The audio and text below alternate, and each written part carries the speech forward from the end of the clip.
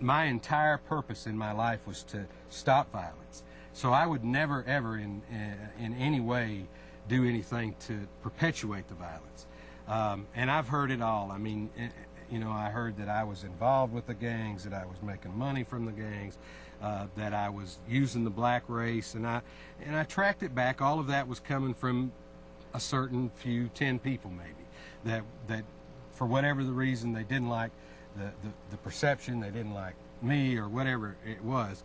But the fact of the matter remains that documentary has changed and helped and probably saved hundreds of lives. There's no way. That's a tangible we'll never know.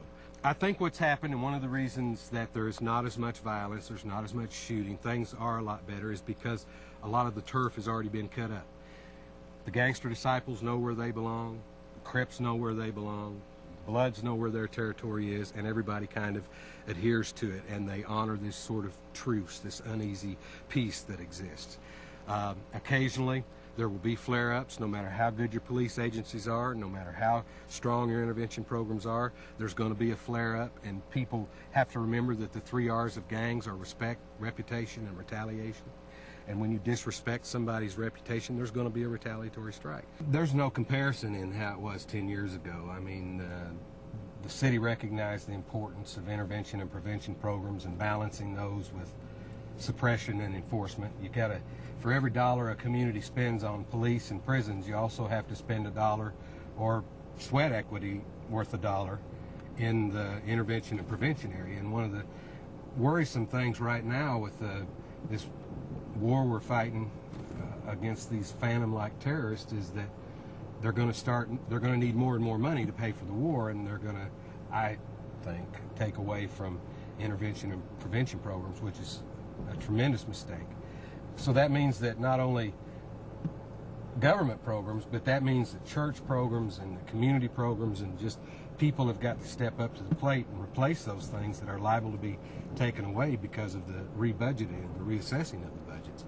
Gangs evolve just like response to gangs evolve, and when they see you responding to one thing, they'll change that. But my opinion is that gangs are never going to go away. They're too deeply rooted. We have kids now who are 3rd and 4th generation gangsters, and I mean, it's just an established lifestyle. And until a community can completely replace those things that kids get in the gangs and replace those 5 H's, they'll never go away. So as long as we have kids that are poor, kids that don't have opportunities, and a society that's not willing to accept them because of those things, we'll have gangs, because gangs still accept kids no matter who you are. There's nothing that will keep a kid out of a gang if the gang really wants the kid in. I still, this is the first place we came.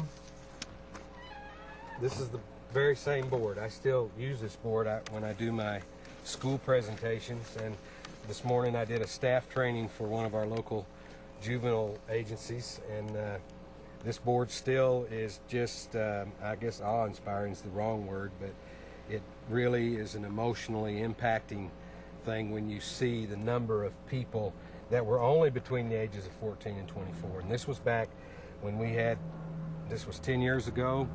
We had a higher homicide rate per capita than New York City and Los Angeles at the time, and it was just a profound time in my life. It changed the way I felt about things, and this board still continues to move people. And that girl stood here that day and counted.